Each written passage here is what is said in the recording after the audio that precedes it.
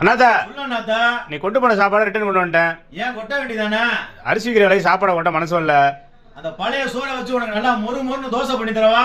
பழைய சோத்துல தோசை சாப்பிட்ற மாதிரி இருக்குமா? அருமையா அட்டகாசமா இருக்க மக்களே. வீடியோ பாட்டு நீங்களும் செஞ்சு சாப்பிடுங்க. சேனலை சப்ஸ்கிரைப் பண்ணுங்க. அண்ணாத்தா கொண்டு வந்த மிச்சமான பழைய சாப்பாடை ஒரு மிக்சி ஜாரில் போட்டு ஒரே ஒரு கரண்டி கோதுமை மாவு, வேணுங்கிற அளவுக்கு தண்ணி, இதில் நார்த்து ஈஸ்ட்டு எதுவுமே சேர்க்க தேவையில்ல. நல்லா வலுவலுன்னு நல்லா அரைச்சி எடுத்துக்கோங்க. இந்த மாதிரி அரைச்ச மாவு வேறு ஒரு பாத்திரத்துக்கு மாற்றிடுங்க. என்னடா பாத்திரம் கருப்பாக இருக்குன்னு பார்க்குறீங்களா? நம்மளாம் ஓசியில் கொடுக்குறதில்ல. சட்னிக்கு வந்து வெங்காயம், வெள்ளைப்பூண்டு, பச்சை மிளகா, காஞ்ச மிளகா, நிலக்கடலை பருப்பு, புளி மிக்சி ஜாரில் போட்டு லைட்டாக உப்பை போட்டு நல்லா ஒரு ஓட்டு எடுத்துக்கோங்க. இந்த பக்கத்து மாவு வந்து பார்த்தீங்க அப்படின்னா 1 மணி நேரத்தில் நல்லா புளிச்சு தெரிச்சிருக்கும்.